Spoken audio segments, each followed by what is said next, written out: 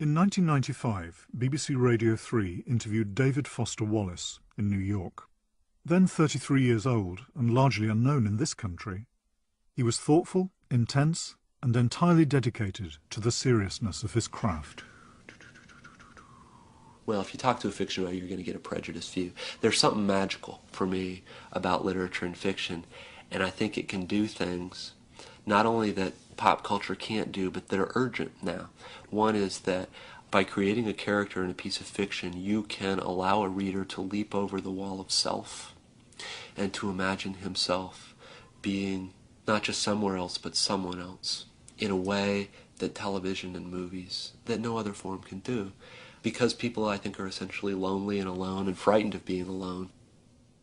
At the time of that interview, David Foster Wallace had published 2 books in the US, a novel, The Broom of the System, written when he was still a student, and a brilliant collection of short stories, Girl with Curious Hair. In 1996, Wallace more than fulfilled his early promise when he produced Infinite Jest, a 1,000-page encyclopedic novel that came trailing clouds of glory and 388 endnotes. Moving between a tennis academy for the elite and a halfway house for the desperate, the novel is set in a near-future capitalist dystopia where even the years have been sponsored by corporations, the year of the Whopper, for instance, or the year of the Depend adult undergarment. Infinite Jest attempted nothing less than to survey the addictions of an entire culture, to television, to alcohol, and to prescribed and non-prescribed pharmaceuticals of every variety. Above all, Wallace addressed his great theme, the self-consuming solipsism of a culture crying out for community. One of the really American things about Hal is the way he despises what it is he's really lonely for. This hideous internal self, incontinent of sentiment and need, that pules and writhes just under the hip-empty mask anhedonia. Note 281. This has been one of Hal's deepest and most pregnant abstractions, one he'd come up with once while getting secretly high in the pump room. That we're all lonely for something we don't know we're lonely for. And to explain the curious feeling that he goes around feeling like he misses somebody he's never even met. Without that universalizing abstraction, the feeling would make no sense. In the years that followed his epic work, Wallace would self-consciously downsize in scale, though not ambition, producing 2 innovative, darkly funny and disturbing collections of short fiction, Brief Interviews with Hideous Men and Oblivion, and 2 collections of essays and journalism that won him a wider audience but retained much of his singular style, a combination of streetwise slacker ease with arcane references and scholarly appendages, recursive loops and linguistic curlicues, all buttressed by his signature footnotes. Rick Moody. There's always a way in Wallace to take whatever's just been said and to kind of subdivide it and then probe at the fragments that are sort of underneath. And to me, that's what the footnoting is about. No thought is complete until 8 more subheadings are appended to it in some way. A few years ago, I wrote a literary history of America.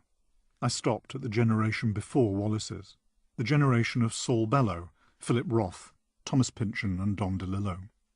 As all literary scholars perhaps should, I allowed myself a pregnant pause before advancing any further, a chance for posterity to do its thing. But I was convinced that in any subsequent account of American writing, the work of David Foster Wallace would loom large. Along with many others, I looked forward to tracking the development of this most intrepidly adventurous of writers. And, along with many others, I was shocked and dismayed when, in 2008, Wallace, who we learned had suffered from depression for years, hanged himself at the age of 46. The loss of the finest writer of his generation has meant that Wallace's work is being pored over with accelerated attention and urgency. Posterity has been induced.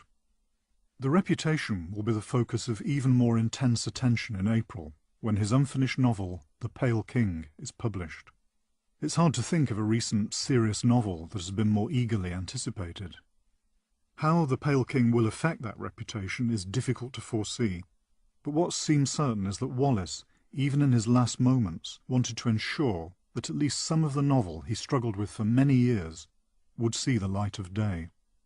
He certainly left a manuscript sitting on his desk in his office so that it would be found. Wallace's agent and now literary executor, Bonnie Nadell. While some writers, like Kafka, seem determined that their unpublished work will perish with them, this was emphatically not the case here. He told his wife, destroy things that you don't think are any good. It wasn't destroy everything, it was destroy things if you don't think they're good. When Karen and I started going through his office, which was the garage next to his house where they lived in Claremont, I mean, first of all, it was the spookiest, most haunted room I think I've ever been in my entire life. It just felt awful to be there and to be doing what we were doing, and we were so shell-shocked at the time. But, I mean, we both knew that we'd found a manuscript and we'd found pages, and then we started opening up these plastic containers that he used to keep books and notes and manuscripts and notebooks in, and we just kept finding more and more and more pages. But, I mean, the first batch, which was about 200 clean typed pages, were very much sitting on the desk. If there could have been a spotlight on them, to say, here it is, there would have been, but it was sort of everything but that. Much of the media attention around Wallace has, understandably, if regrettably, focused on the grim fact of his suicide and the depression that led up to it. But Wallace is far too various a writer to be medicalized. His work is too complex for easy diagnosis. Wanting to get a deeper sense of the intellectual formation of the writer, I travelled to the Midwest of America, where he grew up.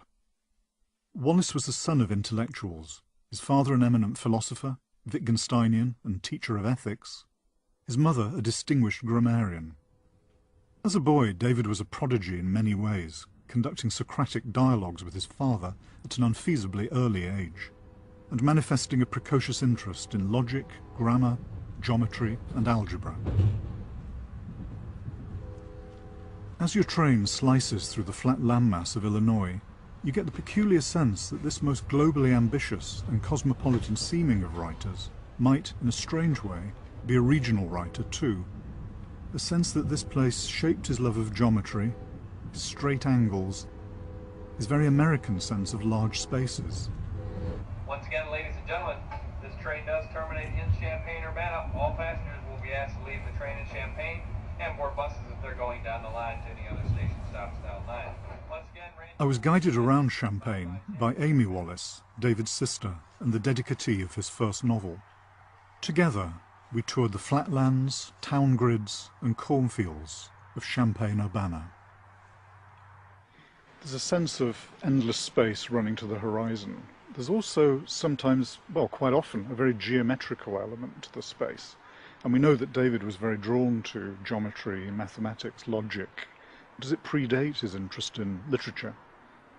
I know that David loved problems and he loved logic and he loved things that were indisputable. But I think math appealed to him because he did grow up where everything is right angles. The streets don't wind around here. You come to an intersection, it's 90 degrees. He played tennis on a rectangle with very carefully cordoned off areas. I think that he realized only when he started writing and also being more engaged in philosophy and modal logic how much geometry had been around him his whole life and how much he'd sort of ordered himself within it. Tennis is a constant in the life and work of David Foster Wallace. Infinite Jest is set, in large part, at a tennis academy whose students are stricken with performance anxieties of various kinds. A tennis ball is the ultimate body, says a character in the novel. Use well or poorly, it will reflect your own character. Ever the prodigy, Wallace himself was a highly ranked player as a youngster, and even took his first practice shots at storytelling at courtside. When David and I were kids, the Urbana Park District gave tennis lessons for kids, and rapidly became clear that David was very good at tennis. And as he grew up, he was good enough that he then became the tennis instructor. And we're standing right next to the courts where David would teach tennis lessons, but with the kids, if they resisted his attentions to the point where he became frustrated, if the kid wasn't getting it, he would threaten, look, you fluff that shot one more time and you're going to have to hear my life story. Then they would sit under, I believe it's this very tree, and David would tell a chapter of his life story. And it did then become apparent that this was sort of counterproductive as a strategy. And the kids enjoyed sitting under the tree and hearing about David's improbable life story. I don't know if he's ever told them anything true or not. In terms of region, we're in what I believe meteorologists term Tornado Alley, where it must have been pretty hazardous to play tennis. David writes of Midwestern life being, quote, informed and deformed by wind. What are your memories of this? Well, that's certainly true. There's nothing much to buffer the wind. Tornado season runs anywhere from probably March through September. Tornado sirens never went off at some civilized hour. It would always be 1 or 2 in the morning. David was fascinated by tornadoes. When the tornado sirens would go off, you're supposed to go down to your basement, but my parents, being Easterners, did not buy a house with a basement. So when the sirens would go off, we would huddle in a hallway downstairs, and you're supposed to sit there till you get the all clear with your little battery-charged radio.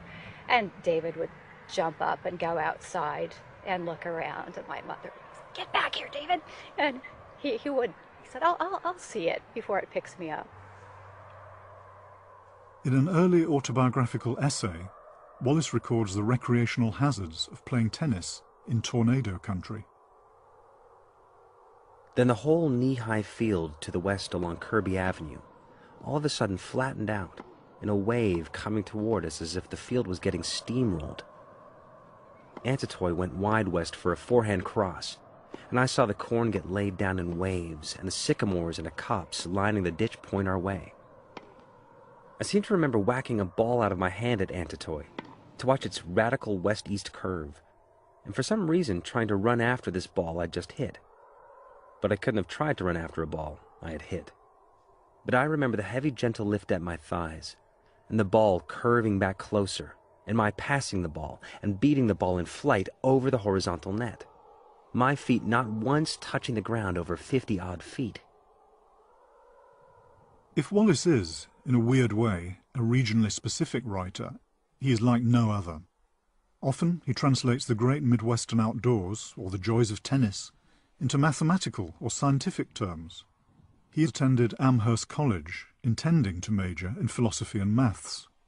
The shift toward creative writing only occurred around the time he was treated for the depression that would dog his adult life. As far as I know, David didn't start writing until after his first bout with depression. He went off to college, I think, believing he was going to be a philosophy major, which, well, he was. And then he had a horrible bout with depression and certainly changed after that. It seasoned him in a way most people that age don't become seasoned. Made him aware of depths of pain that most people never have to endure. And also, once it was gone, the exhilaration at being able to function again and really realizing that it's a gift to be able to use your brain to create and not to turn in on yourself. At college in Amherst, and later in Boston, Wallace roomed with Mark Costello, who was to become one of his closest friends and co-author of a book on rap they did together, Signifying Rappers. I met Costello, a lawyer-turned-acclaimed novelist himself, in New York. He saw the first flourishing of Wallace's creativity as his friend published his first 2 books, and the first onset of depression. Yeah, I mean, the two things are related. I think Dave wanted to be many things other than an artist. I think it was something that was forced on him at some level because, he had some collapses and he had to kind of build a new way out of it. So they were closely related, and he would have a breakdown and then he'd have an explosive jump forward. And he also begins to mind depression as a subject, doesn't he? It gives him something at the same time as it shuts him down in another way. Warily, yes. I mean, he was terrified of it as a swallowing subject. He wrote a story called The Depressed Person, which I'm sure you know, which is almost Poe-like in its circularity and its closed-offness, while at the same time it's Dave's voice, so it offers this sense that, as with Joyce, language can be infinite, it can do anything, and yet the story is this very tightly constructed space that you can't get out of. You know, he didn't have much choice but to write about it, but I think he was scared of it as a subject because of its swallowing quality. So you knew him at the time of his first novel and his first stories. Now, he subsequently would run that early work down and dismiss it, but to me, it seems that all the gifts are there right from the outset, particularly the stories. I couldn't agree with you more. I think the book that's hardest for me to even touch is Girl with Curious Hair, in light of its suicide. I think when people go back 100 years from now and talk about, you know, a generation of writers, I think they're going to go to that collection the same way that people go to Tales of the Jazz Age by Fitzgerald. Westward, The Course of Empire Takes Its Way. It's a novella, really. It's in that collection. The key line is, "You are loved." And it's an incredibly tender story. People think of him as a sort of a brain writer and a smart writer, and of course he was. But I mean, to me, one of the big moves in Dave, and one of the big things that he matures to, is he's talking about why we can't live alone. As much as it pains us to be together, we can't be alone.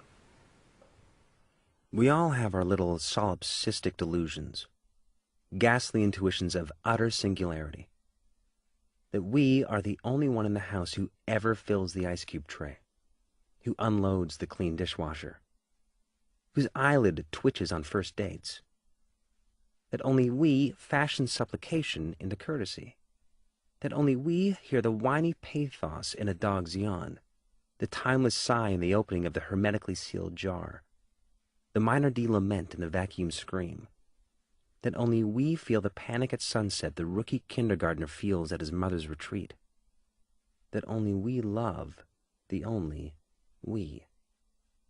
Solipsism binds us together.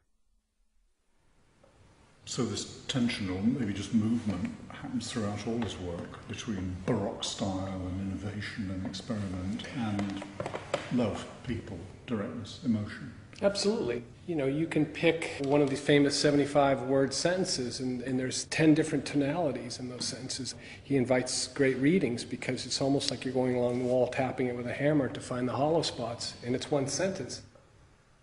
Infinite Jest is a struggle between the two forces that clash in much of his work.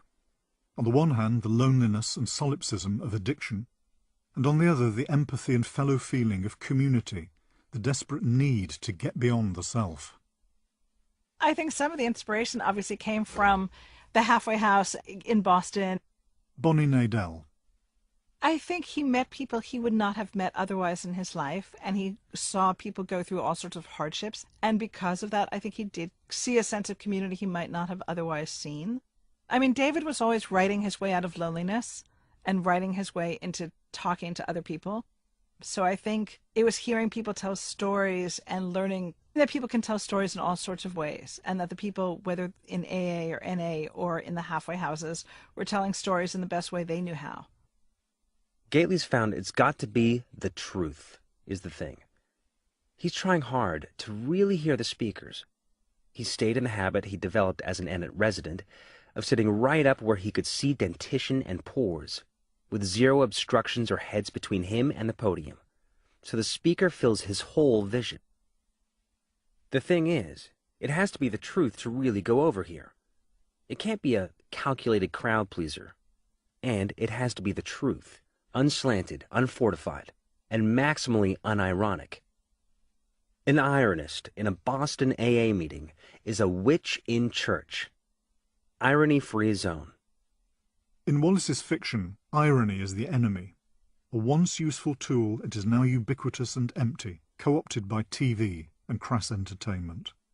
Authenticity and sincerity have receded from our sight, but must be recovered somehow. Say 40 or 50 years ago, the big priority, if you wanted to be a reasonably decent fiction writer, was you didn't offend people. David Foster Wallace. As far as I can tell, for my generation and maybe the kids younger than us, there are different things that we're afraid of. We're afraid of being trite. We're afraid of being sentimental. We're afraid of being mawkish. We're afraid of being stale and formulaic, unless we are stale and formulaic in a way that pokes fun at its stale formulaic quality. I mean, we have been taught so much, both by the lessons of television and the saturation of television, what are the things to be afraid of?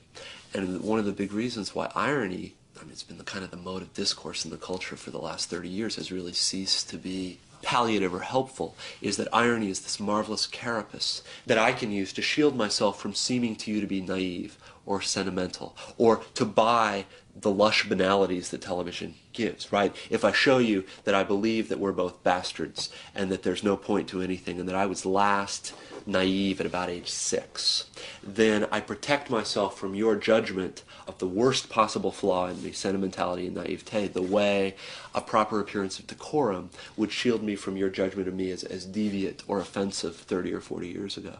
And I can't quite figure it out, but TV and popular culture have, I think, everything to do with that shift of what's the fundamental stuff that we're scared of, not just as people and as writers, and what techniques do we use to shield one another from judgment.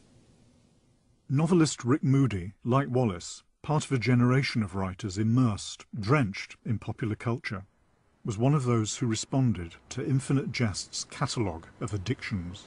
It spoke very directly. I mean, that's frankly an area where David and I, to the extent that we were more than mere acquaintances, had a meeting of the minds, because my experience was like his experience. And to me, Infinite Jest is just an incredibly brilliant prose work unless it has that register. That was why I loved the book first. I mean, I happened to totally respond to his prose style and the whorls of prose and doubling back in all of its pages. But what really speaks to me above and beyond that is the addiction theme. The will you call your own ceased to be yours as of who knows how many substance-drenched years ago. It's now shot through with the spidered fibrosis of your disease. His own experience's term for the disease is the spider. You have to starve the spider. You have to surrender your will. You have to want to surrender your will to people who know how to starve the spider. Note 139. Volunteer counselor Eugenio Jean Martinez favors entomologic tropes and analogies, which is especially effective with brand new residents fresh from subjective safaris through the kingdom of bugs.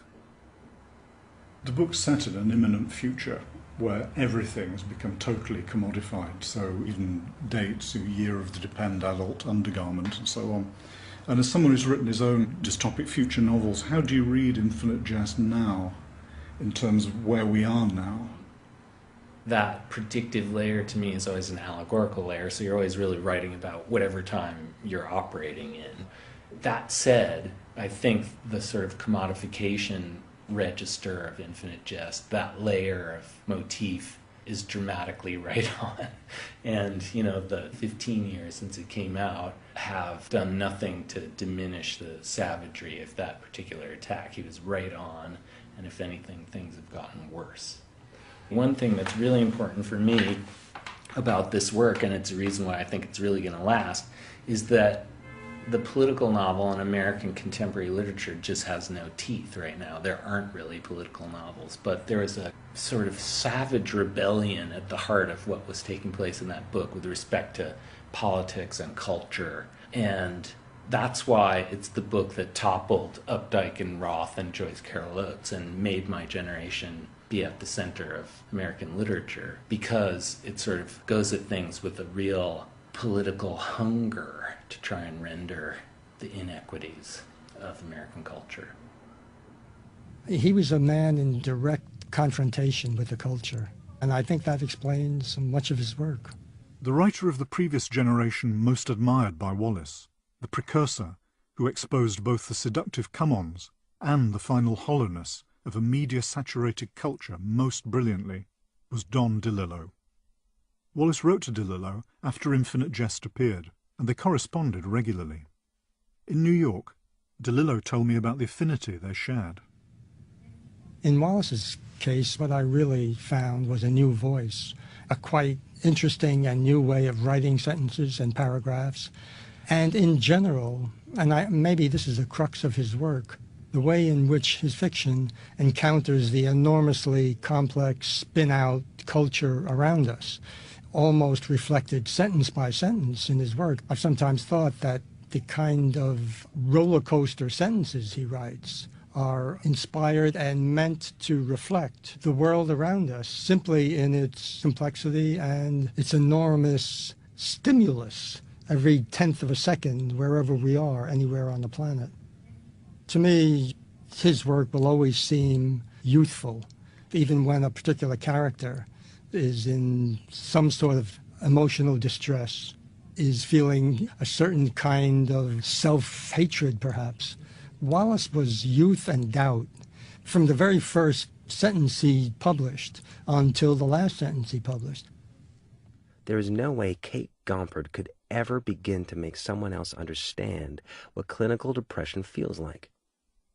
Not even another who is herself clinically depressed. Because a person in such a state is incapable of empathy with any other living thing. If a person in physical pain has a hard time attending to anything except that pain. Note 282. The big reason why people in pain are so self-absorbed and unpleasant to be around. The clinically depressed person cannot even perceive any other person or thing as independent of the universal pain that is digesting her cell by cell. Everything is part of the problem, and there is no solution. It is a hell for one. Depression, anxiety, sadness, as you say, was a key word with him. And I wonder to what extent he's taking us into his own sadness and to what extent he's managing to take us somewhere else, to turn the sadness on its head, to use it creatively. I received a letter from Dave shortly after he finished writing Infinite Jest. And in it, he said that this was the most serious work he'd ever done, and he thought the best work he'd ever done. However, he was upset over the fact that he did not feel the pleasure he ordinarily feels in writing fiction. He wondered about this lost pleasure, and he used such strong terms in his letter as dread and terror. And I don't think he was exaggerating. I think his sensitivity, his nerve ends were such that this is precisely what he felt. And I think this is reflected in some of the experiences of characters in his work. There's a profound ambivalence in his work about popular culture, I guess, but TV in particular. There's that essay about the position of the writer in an age which is dominated by TV. And I suppose he's saying that one of the writer's great resources, irony, has been hijacked when everything on TV from Letterman to Lost comes pre-drenched in irony. I think Dave absorbed television as few people do. I'm not sure how deeply distressing this medium became for him and how he felt he had to write a kind of overarching fiction to both contain what's implied in 24 hours of daily TV and to transcend it. Infinite Jest treats the entertainment industry as the most dangerous drug of all. Its main MacGuffin is an entertainment cartridge so alluring that when watched, it robs its viewer of the will to do anything else. In his BBC interview, Wallace was passionate about the need for the writer to engage with pop culture. Those of us who write partly as a subject about popular culture are, I think, doing something important, which is that television and popular culture has become so saturated for people our age that we don't notice it's there. We don't notice that much of our experience isn't mediated, but it's got an agenda, right? It's trying to sell us things. That an attempt to, I don't know what you would call it, get behind the scenes, humanize, defamiliarize the experience of a mediated world is, I think, a good and important thing. If nothing else, to slap people kind of unpleasantly across the face and say, there may not be something wrong with 6 to 8 hours of television a day, but it would be very nice for you to remember that you're essentially being offered a sales pitch and a seduction 6 to 8 hours a day. If we forget that, then for some reason, just intuitively, I think we're in huge trouble. At a time in the U.S., I think, when it's very hard to find and commit to things that you think are important or good, at least for me, in some elements of fiction, it seems to me it's a rather high-minded agenda to try to wake people up to the fact that our experience is weird now. There's something weird and thrice removed from the real world about it, and a lot of us don't realize it. What's at stake is, in many ways, human agency about how we experience the world. Would I rather go muck around in the hot sun by the seashore or watch a marvelously put together documentary about the death of egrets? But by the time I go to the goddamn seashore and have seen the egrets, I have already experienced the smooth documentary so many times that it becomes quickly incoherent to talk about an extra-mediated or an extra-televisual reality. Now, that fact in and of itself is frightening. And it's that kind of almost just sort of shooting a flare into the sky and inviting people to say how weird that is. I can go to the ocean that I've never seen before, but I've spent 1,000 hours. I mean, it's who would want to live when you can watch? The community life of AA, NA, and the halfway houses he visited and researched gave Wallace the building blocks for a model of community. He was to find others through his teaching. In the 1990s, he returned to Illinois, to the splendidly named town of Normal, which at that time was anything but. Publishers like Dalkey Archive Press were setting up home there, dedicated to promoting innovative fiction from around the world. The Unit for Contemporary Literature was being created at the University of Illinois to provide a haven for left-field writers, and Wallace was hired to teach creative writing.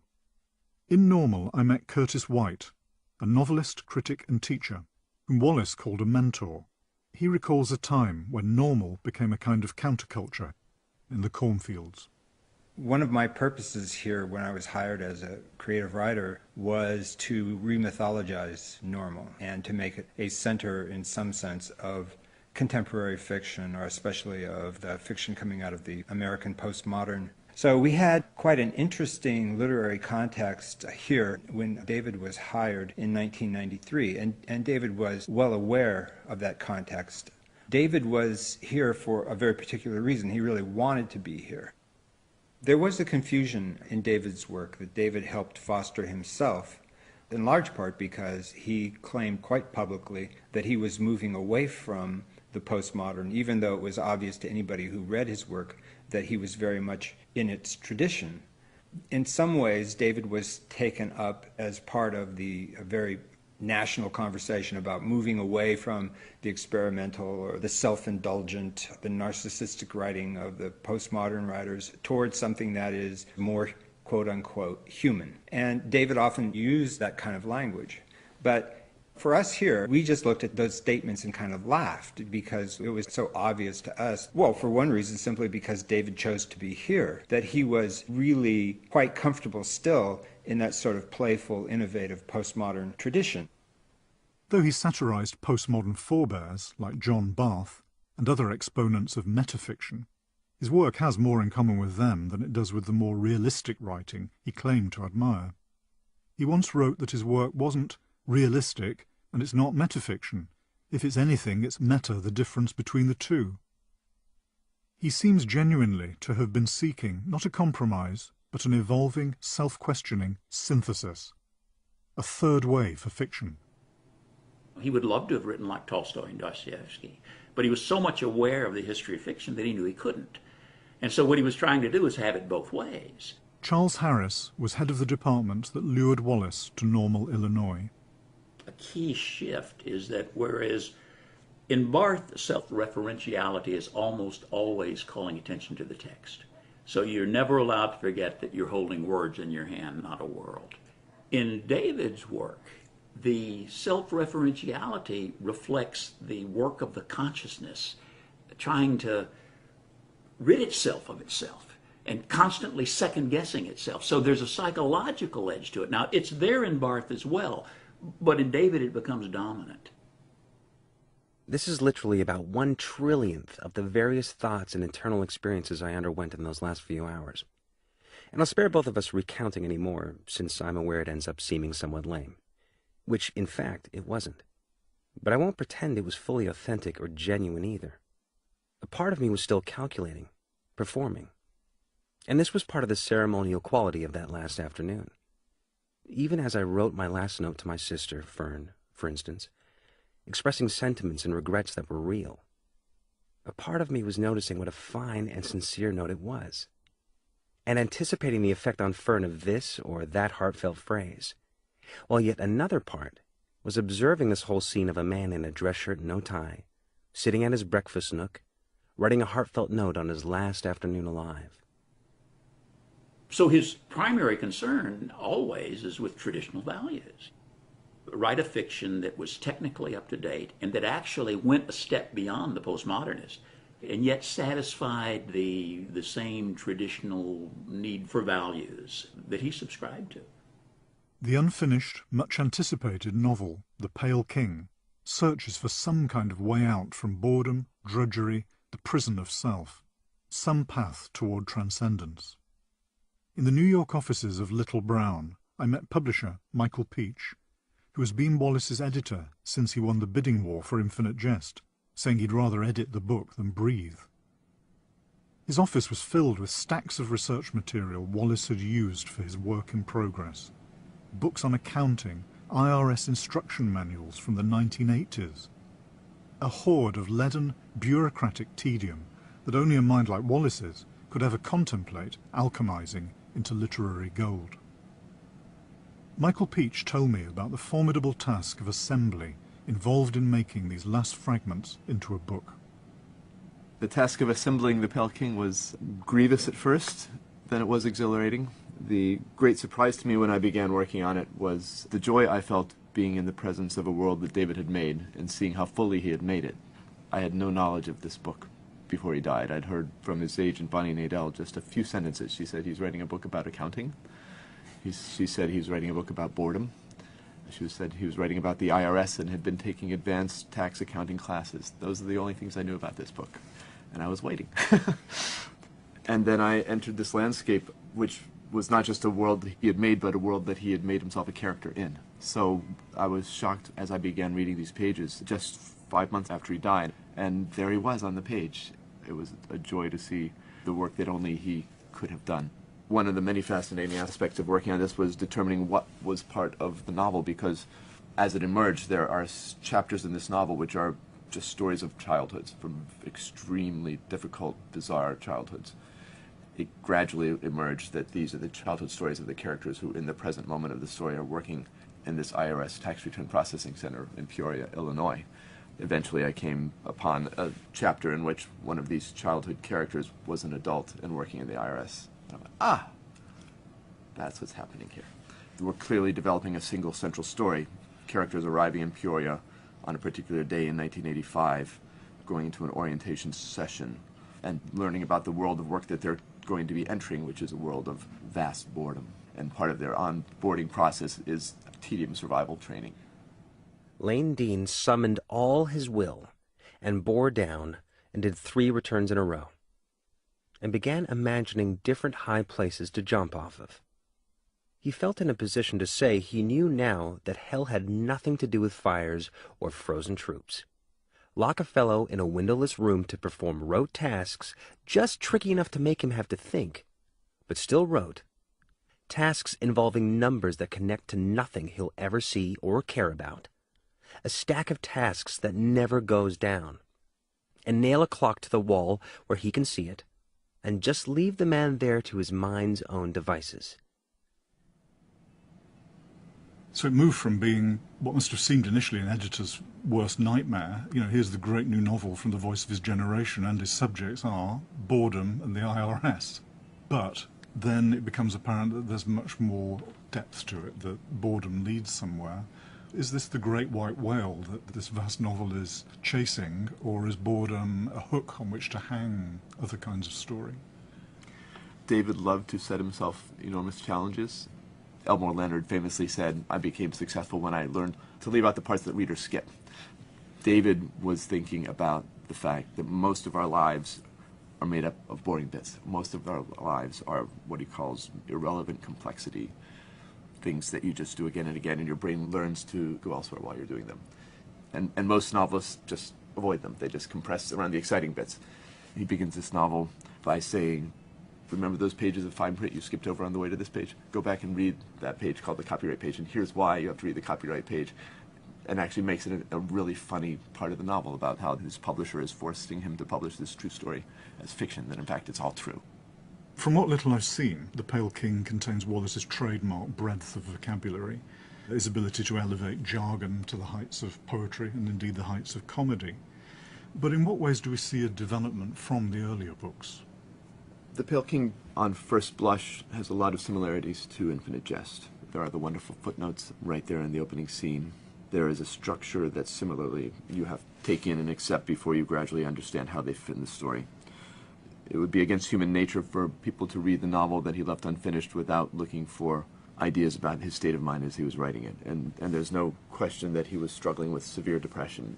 I did not know the extent of his condition or of his medication. He kept that entirely private. People will look for that.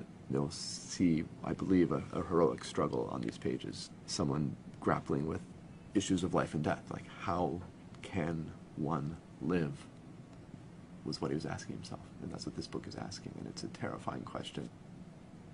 In a way, the novel, I think, comes home. The novel is full of this really detailed love of the Midwest, this landscape of Illinois that was inside of him. He goes to great extent to show the beauty of what's thought of as the most ordinary part of America. Past the flannel plains and blacktop graphs and skylines of canted rust, and past the tobacco-brown river overhung with weeping trees and coins of sunlight through them on the water downriver, to the place beyond the windbreak, where untilled fields simmer shrilly in the AM heat. Shattercane, lamb's quarter, cut grass, sawbriar, wild oat, vetch, butcher grass, invaginate volunteer beans, all heads gently nodding in a morning breeze like a mother's soft hand on your cheek. An arrow of starlings fired from the windbreak's thatch. The glitter of dew that stays where it is and steams all day. And horses in the distance standing rigid and still as toys, all nodding. Electric sounds of insects at their business, ale-colored sunshine and pale sky, and whorls of cirrus so high they cast no shadow. Insects all business all the time. Quartz and chert and schist and chondrite, iron scabs and granite. Very old land. Look around you. The horizon trembling, shapeless. We are all of us brothers. My biggest hope for the publication of The Pale King is that the book will be read as fiction, that the characters, even the one called David Foster Wallace, who figures prominently, are read as characters in a novel, not as symptoms in a psychiatric report. Chances are that the text will be combed for clues to the author's mental turmoil, treated as a gloss on the tragedy. Certainly, since the suicide, much of the commentary on Wallace has focused on his mental state. But even the stories and parts of novels that explicitly explore depression are always about much more. The title character of The Depressed Person is a monster of neediness, blind to the needs of others. The suicide of good old Neon is obsessed with appearances and how he'll come over, right to the point of no return, and beyond. Though intensely aware of the hypnotized comfort and obliviousness of self-obsession, Wallace's work urges us to pay passionate attention to life, to risk empathy with others. I mean, I'll reveal my own bigotry and say, this isn't Sylvia Plath. Wallace's lifetime friend, Mark Costello. This isn't someone who has created this work around this sort of a melancholy, a fairly small melancholy. This is someone who created something, I think, almost Joycean, really. So people have to be very reductive indeed if in the end they spend time with his books and it ends up being about the last 45 minutes of his life. But I do know that, I mean, it is there. He did hang himself. That's part of the story. To me, the thing that's sort of urgent is that he himself spoke out against the medicalization of sort of how it feels to be alive. I mean, he talked about Depressed Person, which is a story that people who want to talk about Dave as the patron saint of the depressed, they should go read that story and how it eviscerates the sort of cult of depression. And it basically is arguing for that we must have something that's beyond all this terminology, and that's pain and life. The idea that he could be summed up as a depressed person, he didn't want that. Depression was the trade wind, that kind of blew across his map. There's no doubt about it. But we are not wholly made by circumstance. We can make 75-word sentences that contain everything in the world. To me, that's why you should hold on to the books. I think it's a strong legacy. I really do. Don DeLillo. I think the man and his work were unique. I can't think of anyone quite like him at all. And when people list writers of a particular generation, and of course there are names accompanying Dave Wallace's, as there should be, nevertheless, Wallace stands alone.